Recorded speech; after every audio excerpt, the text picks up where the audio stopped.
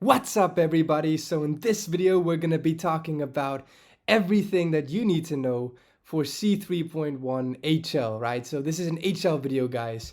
Now, again, as always, look at this here. We've got Lorax, the speaker for trees. He speaks for the trees, and he's telling you, look, go check out teachme.org for invaluable resources, lots of sexy notes, and lots and tons of IB questions that you guys need to do before your final exam. So go check that out. Now, guys, this video is a pretty interesting and not so lengthy one. Yay, finally, not so bad. So as you can see, the content is pretty short. So let's just get into it, okay? The first one here, intro to phytohormones, and I put a tree here and a plant here for a reason, because this video is largely about plants, okay?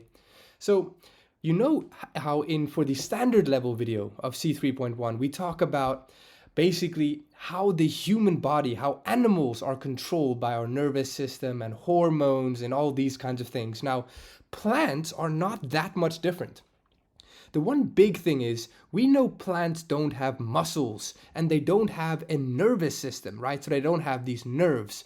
And that's why we believe that they can't feel pain and things like that, right? Because they can't move themselves around like with muscle, and they can't sense pain and pressure and things like that. So that's a big difference.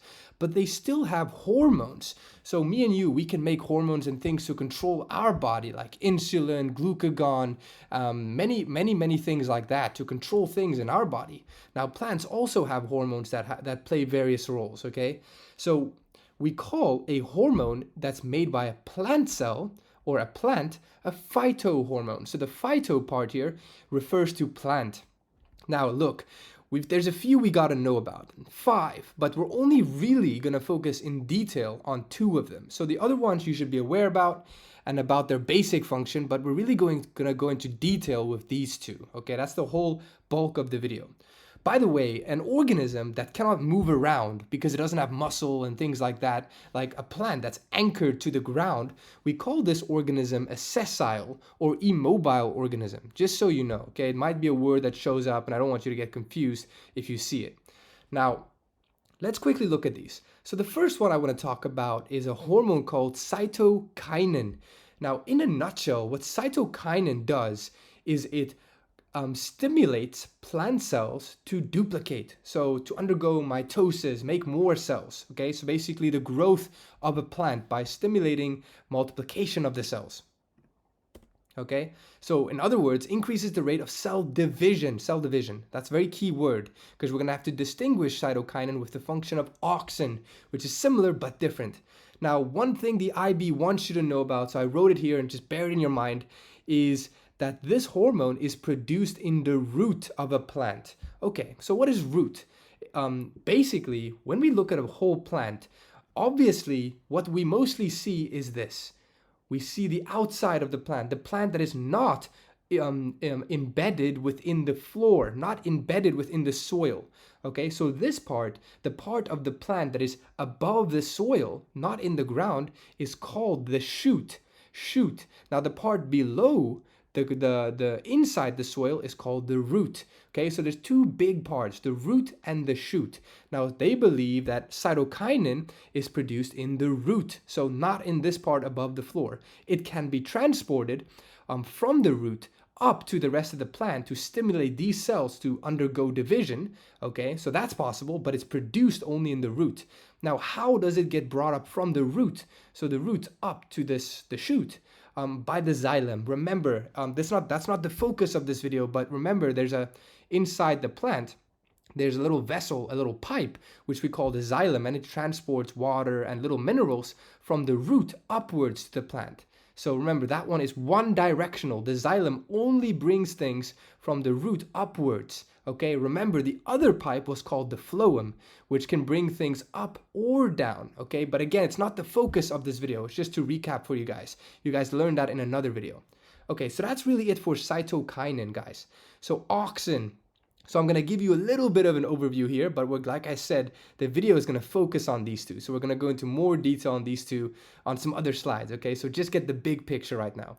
So auxin is a hormone, okay, as well, a phytohormone that causes the cell to stretch or elongate, to become longer. So that's very similar but different, okay? Because this one makes more cells, cell division, whereas this one elongates a cell, makes it stretchier. And we'll see exactly why this is useful later in this video. So you can see I put the two suns for the things we got to focus on.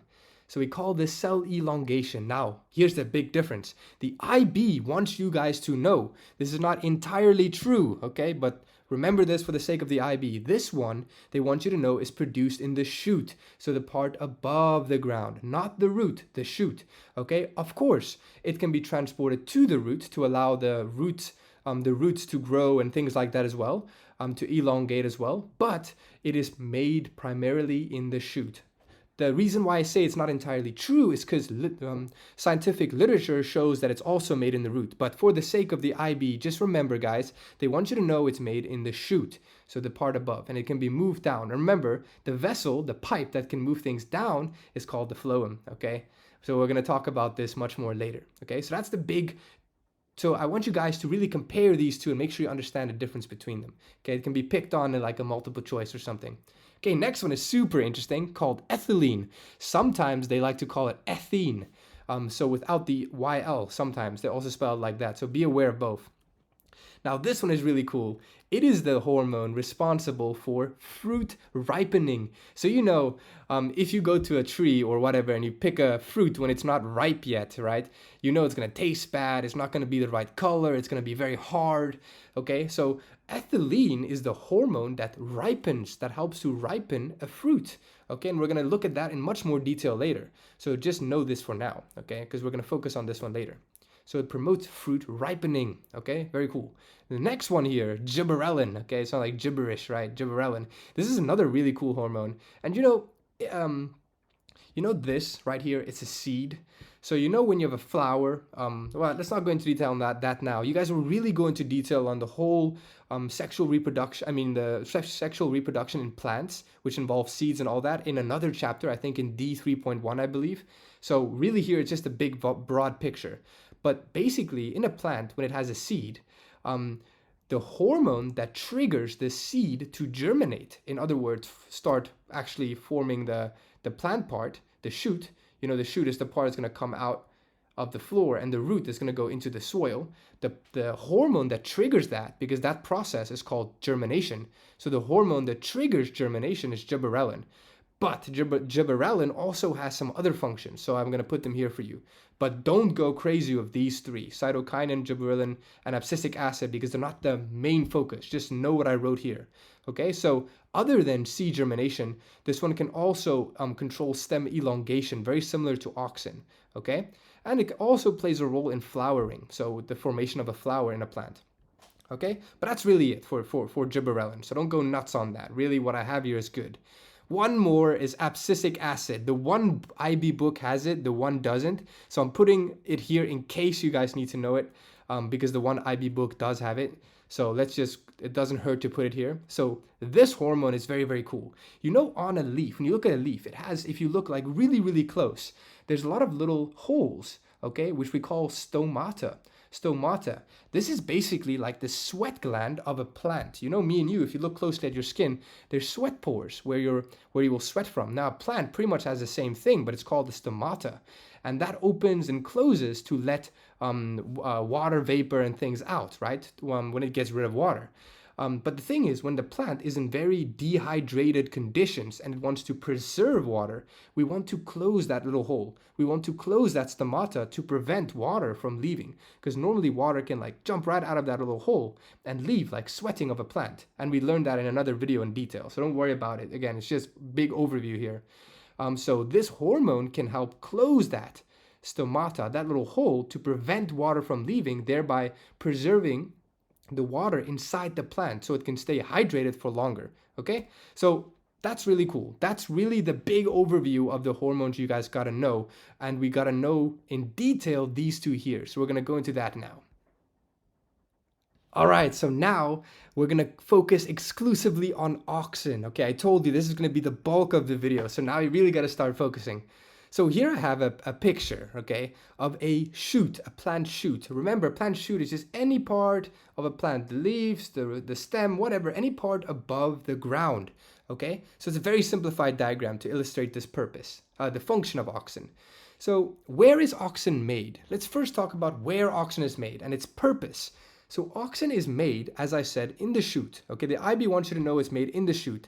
Specifically where? In the growing areas of a shoot. Okay, so for example, the meristem. Maybe you guys have heard of the meristem. It's basically you have the apical meristem, you have the lateral meristem, these areas that are areas of growth. Okay, so these are located usually at the tip of the shoot, which is why I'm making this area pink. So in reality, it's not pink, guys. Just remember, it's just for the sake of the explanation. So it's not just the apical meristem, any area that has growth of a plant, okay? Any area. Okay, now, how does it work? So auxin is going to be made by this area, but only this area. So the thing is, the rest of the shoot, the non-growing areas, okay, is going to be, in order to get auxin, it has to be sent from these areas that make auxin. Okay, so they have to be distributed and sent down here. Remember, one way in which it can be distributed down here is by the phloem. Remember, we saw that here on the previous page. But it can also be transported cell to cell, so one cell by one cell by one cell. But we'll look at that mechanism later. Just know now that it's made in this area, this growing area, and it's sent down to the rest of the plant, even all the way down to the roots is possible. Okay, now wherever auxin is, whichever cell it is in, it will trigger that cell to elongate. So you can imagine if all the cells have auxin, now this shoot will elongate and get taller. Now the one thing that's special about auxin, that's very, very cool, is that it is sensitive to light. So let me show you what I mean. So if sunlight is coming from the middle of the sky, so let's say it's midday, then it's going to shine. Then we can agree, right, that the shoot gets equal sunlight on both sides, the left and the right. It's because the sun is right in the middle of the sky. So in this case, auxin will be distributed evenly in the whole shoot, meaning the whole plant will evenly elongate and grow towards sunlight. But what's special is, and a phenomena it's interesting that we can see is if the sunlight is from an angle, so maybe early morning or late afternoon, right, sunset or sunrise, now the light is from an angle. So what happens then? How does this change auxin's distribution in the shoot?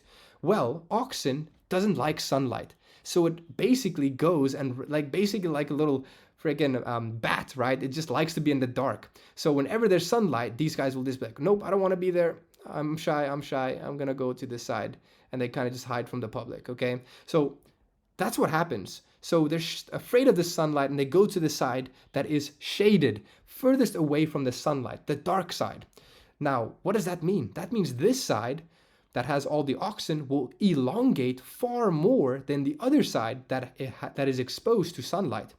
What's that going to mean? How is the shape of the shoot going to change? It's going to bend. Look, it's like this. It's going to bend. Okay, because now this side is elongating way more than this side. It's going to cause it to bend towards the sunlight.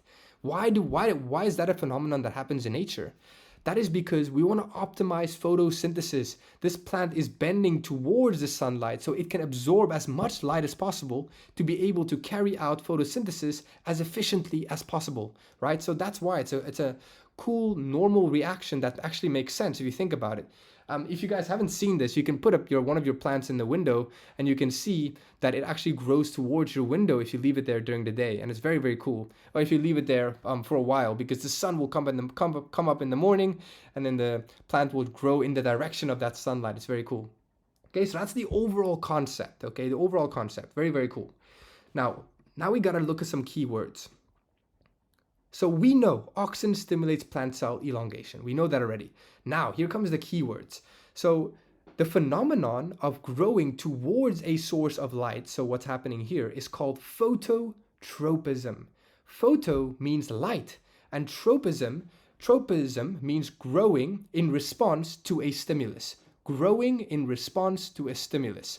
So we call something positive phototropism if this thing or this plant grows towards the light, okay? Because photo means light and growing means, tropism means growing in response to something, okay? So it's growing in response to light, but is it growing away or is it growing towards the light? If it's growing towards the light, we call it positive phototropism. If it's growing away from the light, we call it negative phototropism.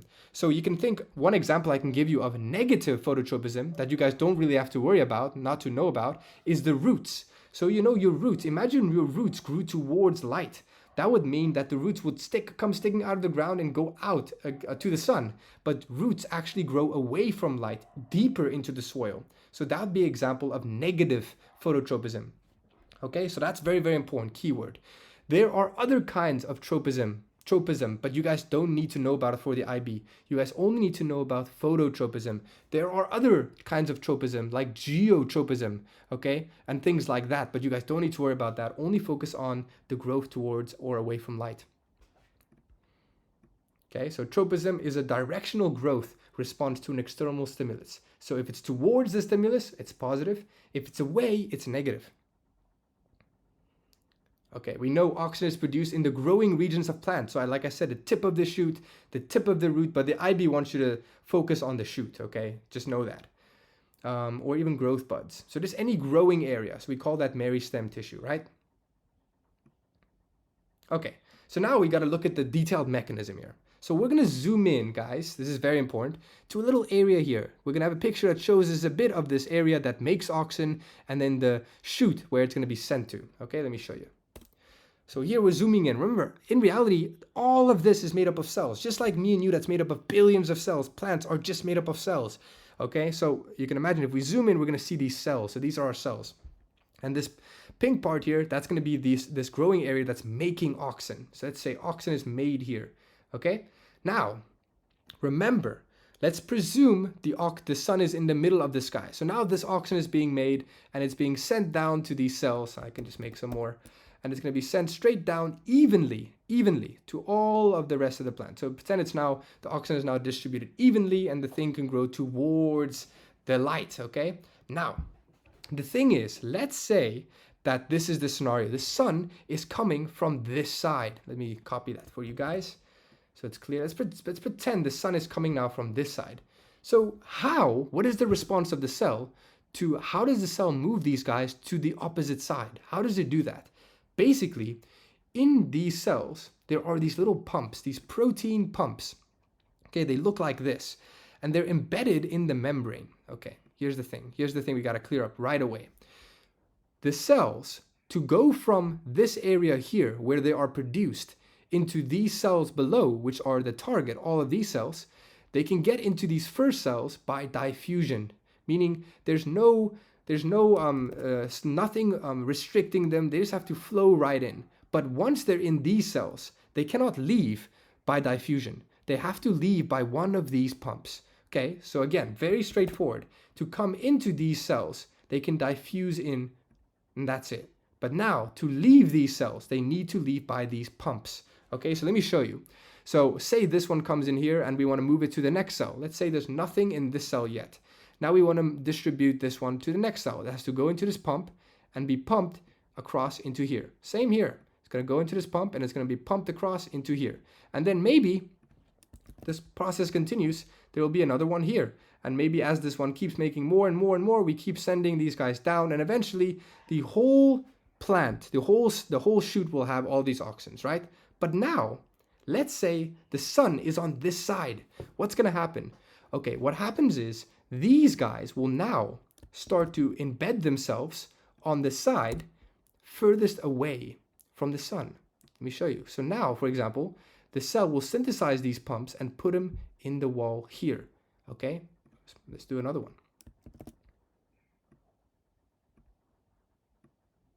What's going to happen now? That means these guys can now move down and they can move this way to the left. So now this guy is going to take them, and every time one is made, it's going to take it and pump it this way. Every time one is made, it's going to take it and pump it this way. Even this one will take it and pump it this way. So you can imagine, let's do one more here for clarity. After some time, we're going to end up having all of these auxins constantly being sent to the left via these pumps, okay? What do we call these pumps? We call these pink pumps Auxin efflux carriers. Efflux means to send out. So these guys sends auxin out, okay? And to be able to do this, you need ATP. So this is a kind of active transport. Up here, it was passive, right? It didn't need ATP. But to send them through these pumps, it's active transport, requires ATP. So again, to summarize, if the sun is on, we can show it here. Okay. These auxin efflux carriers are positioned on the side of a growing shoot away from the direction of light. So if the light is coming from this side, these pumps will be put on the in the cell, specifically the side away from the sunlight, so that it can pump auxin towards the left, okay, to try and locate them all on the opposite side of the sunlight. So make sure you know that, on the shaded side. Now remember, these guys cannot be located. Let me show you. These guys cannot be located on the top part here. Okay, so there's no way that you can send this auxin back up, because this is a one-way door. Look, the auxin has to come in here and then be sent through here. It cannot go reverse way. The door is closed on this side. Okay, so know that auxin cannot move backwards towards the auxin source. That's impossible. Okay.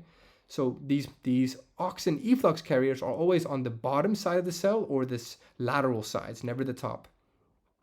So this results in elongated cells on the shaded sides, resulting in a curved growth pattern. So this is the mechanism. So you know now the purpose, which was this here. We know how they're produced and how they are transported, okay, depending on light and what effect that has, okay? So that's very, very important to know.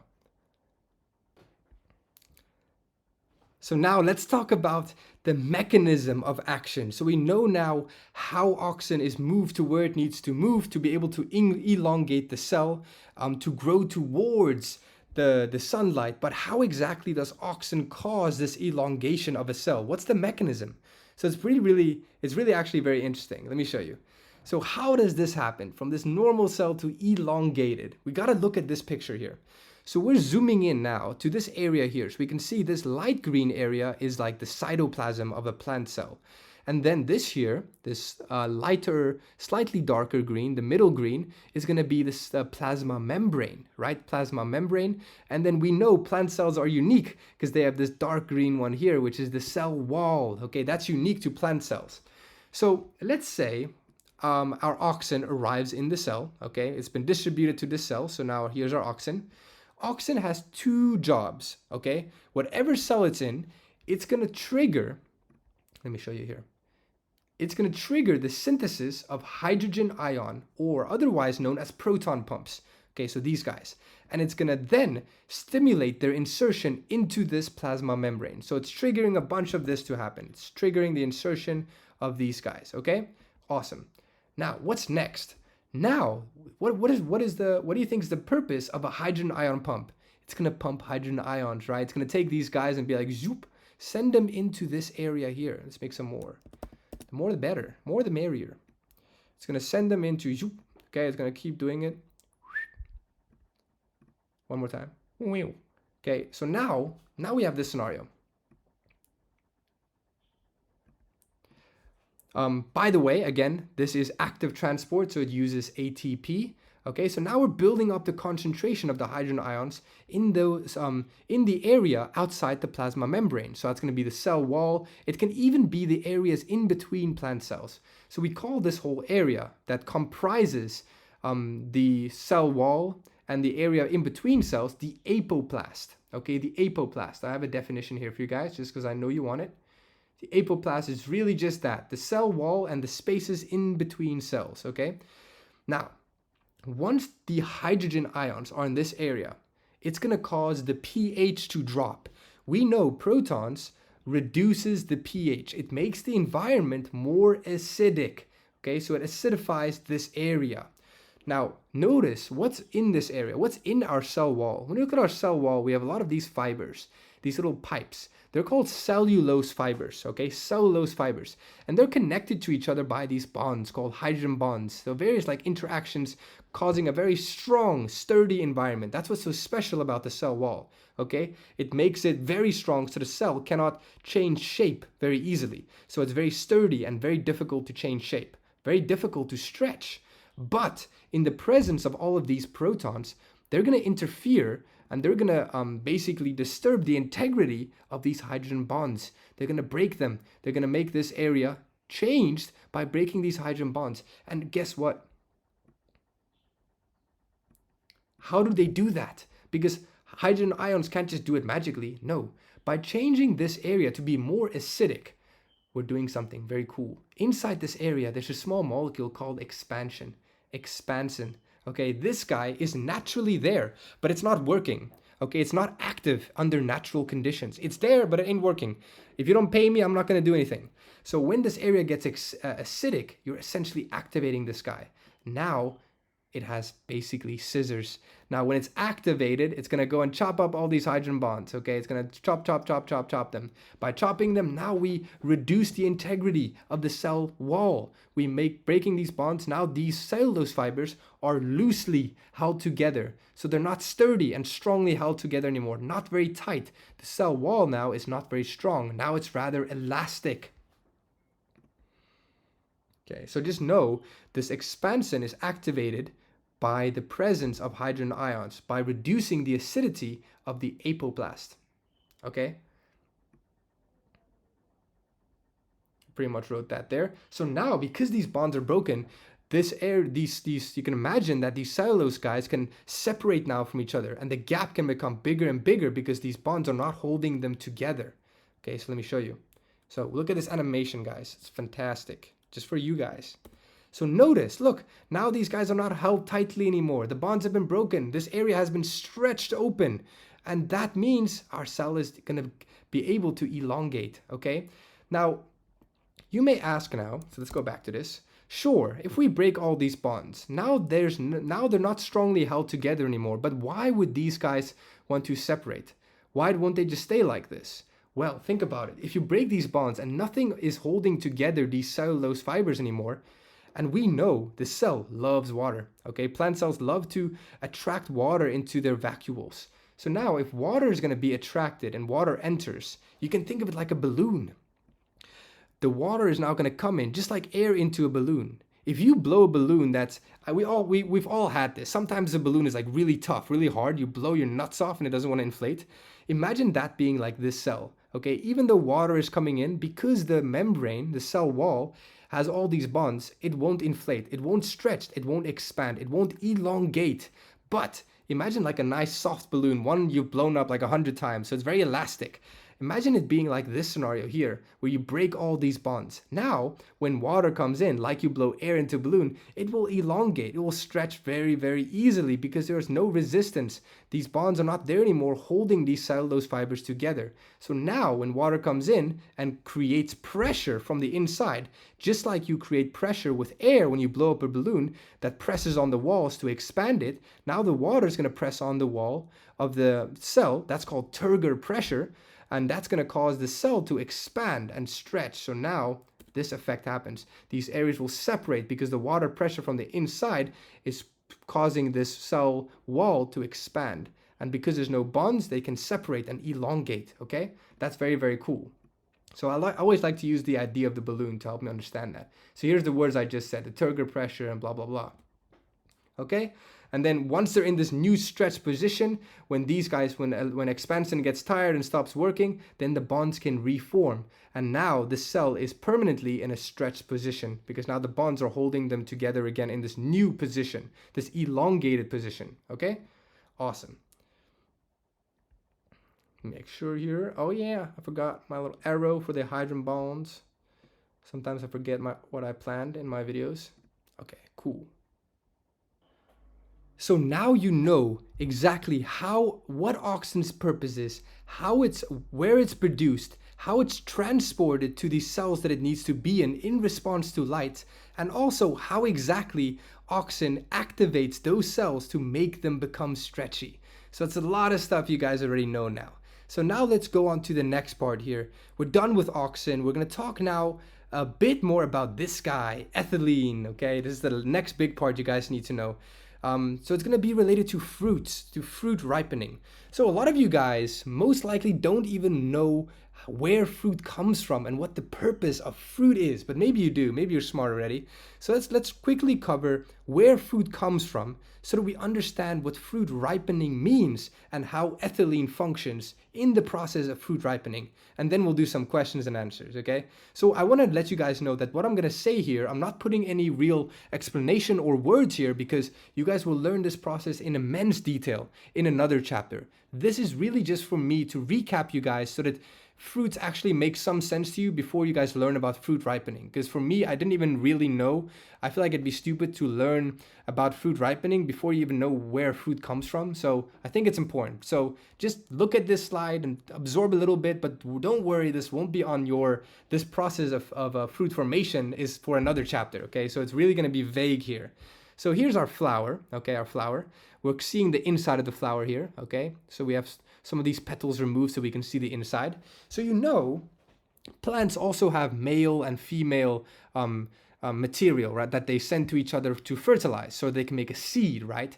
A seed. So a seed is made when a male stuff, which is called the pollen, will be sent to the female part of a flower, which is the stigma, and it will stick to the sticky stigma, and then it'll be taken into an area in here, which I won't mention, which I'll mention the name of, but you guys don't need to know. It's called the ovary, and in the ovary, the pollen will meet the female part, and they will fuse, and that will form a seed, okay? Now the seed, okay, is very important, and the plant wants to protect the seed, and it wants the seed to be dispersed all over the place so that the seed can grow and new plant can be formed, right? That's reproduction. So think about this. So if we have our seed here formed, so fertilization already happened. We have a seed now inside here. What's going to happen is that's going to trigger a fruit to form. So you can see here the flower will start dying and all that. And now what's going to happen is this area called the ovule around the seed. So again, don't need to know that name. The ovule around the seed is going to start forming into a fruit. Look, it's starting to take the shape of something here. I wonder what it's going to be. Ooh, that looks even more like some kind of fruit. I wonder what it is. Can you guys guess? And so it's forming and forming and forming, and eventually the fruit formed. It's an apple. Look, this area here was the stem of this flower. It's not crazy. It's an apple with the seeds inside. So a fruit is formed when a flower has a seed, okay? And what's the purpose of this fruit? To attract an animal to eat this fruit so that this animal can poop out the seed somewhere else, okay? Also to protect the seed because now the seed is safe and encapsulated by this fruit, okay? So it can mature, okay, and all that. So that's the purpose of our fruit, okay? That's the big idea. That's where our fruit comes from. So that's very, very cool. So know that a fruit is formed from a flower in response to a seed being formed, and it grows around that seed. Okay, so now we're going to talk about the real thing you guys need to know for this video, the ethylene part, the hormone part. So what is fruit ripening? We know now what a fruit is and where it comes from, but what is fruit ripening? So you know, if you go out into your garden and you go and take a fruit or something, maybe not even your garden, wherever you have a fruit, and I'm sure when you guys were younger, you took a fruit from a tree way too early, and it's like very hard, it's not the right color, it's very bitter, stuff like that. In that case, it's a fruit, but it's still developing, it's still ripening. Okay, so through the process of ripening, the fruit, usually a few things happen. The fruit will usually become colorful. Okay, become colorful. So let's take the grapes here. They can be this color, but usually they're like purple, right? Bright colored, or maybe red, whatever. Mostly purple, I believe. They become purple. They become sweeter. So when you taste them, they're like actually good, not bitter. They become softer. So all of these things can happen to fruit during the process of ripening. And we'll talk about why that's important. Now, where does this hormone thing come in? So when a fruit is formed, okay? So say this guy right here, it's formed. The fruit is formed, but it's not ripe yet, okay? It's only been formed. So there's a seed inside there and whatnot. It's gonna, as it starts ripening, when it starts ripening, it produces a little gas, a little chemical called ethylene. Let me show you here. So let's say this guy, right? It's starting to ripen. When it starts ripening, he makes this gas called ethylene. This gas is going to diffuse and come into contact with all of the adjacent fruits, okay? But guess what it does? It triggers the other fruits to undergo ripening, okay? So now these other guys will also start ripening. And guess what? Then these other guys will release ethylene as well. And that's going to trigger even more of the other fruits to start ripening. So you can see this is positive feedback because a molecule is being made, in this case ethylene, and it triggers more ethylene to be made, and more ethylene to be made, and more ethylene to be made. So that's positive feedback. We're perpetuating the production of ethylene, making more and more of it, okay? Till eventually all the fruits are ripe. So what's the purpose of this? We're going to answer that very shortly. So here's my summary of it, okay? So what's the purpose of this mechanism? You can imagine, this would be a funny thing. Imagine you had an apple tree, okay? Or a grape tree, and you walked up to it one day and only one of them was ripe. Wouldn't that be annoying? You'd be like, oh, I can eat one at a time, great. Or if you'd walk by in a nice forest or something and you're trying to look for food, if only one of them was bright and colorful, you wouldn't even see the whole batch because the rest is being camouflaged. They're a dull color, kind of the same as the tree. So it's very important that these guys all ripen together so that they can attract the attention of a herbivore.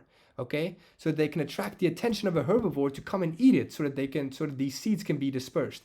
If one gets ripened and then it falls off the tree, and then 3 weeks later another one gets ripened and it falls off the tree, and then so on, it'd be useless because then they're never going to attract an organism because each one will individually get old and die, and an organism never came to actually eat the whole fruit. But if they're all ripe at once, they look very attractive, sexy for the organism to come and eat it. Okay, so it's very effective in this way. Okay, very, very cool. So that's the whole purpose of this positive feedback mechanism for the dispersal of seeds, okay, in fruit ripening. Well, actually, I lied. I forgot to put it here in our overview page, but we have one more part before questions and answers. But it's really a really silly, small, simple part for you guys. It's just in the book, and it's really important for you guys to answer data-based questions. So you guys need to know what the difference is between qualitative data and quantitative data.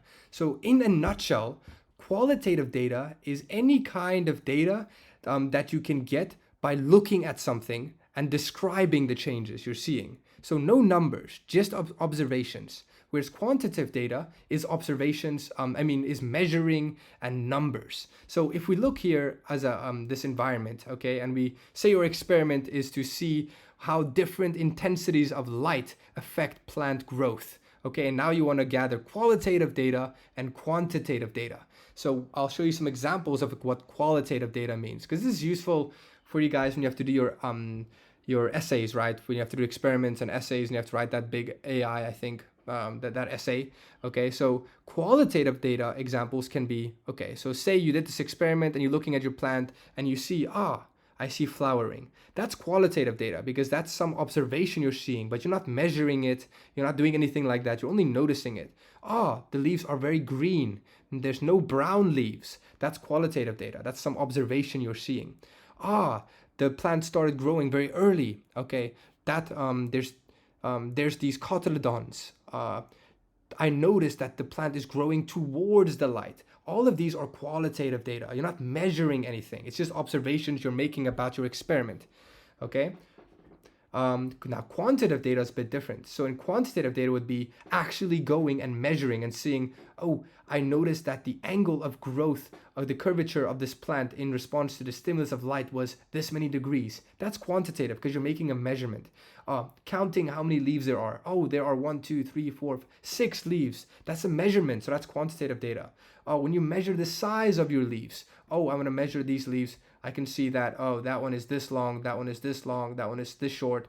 Those are all quantitative data. So you're measuring stuff. The number of flowers, okay? So make sure you guys know the difference between qualitative data, which is like descriptive, describing what's going on, and quantitative, measuring what's going on. You're going to need to take both of these into account and use both of these when you describe your data for your experiments in your essays, okay? They're both valuable and give insight to what's going on and what the results are of your experiment. Okay, enough talk. Let's do questions. So here are some multiple choice questions. Again, these are just a few. Go check out teachme.org for a ton of them, okay?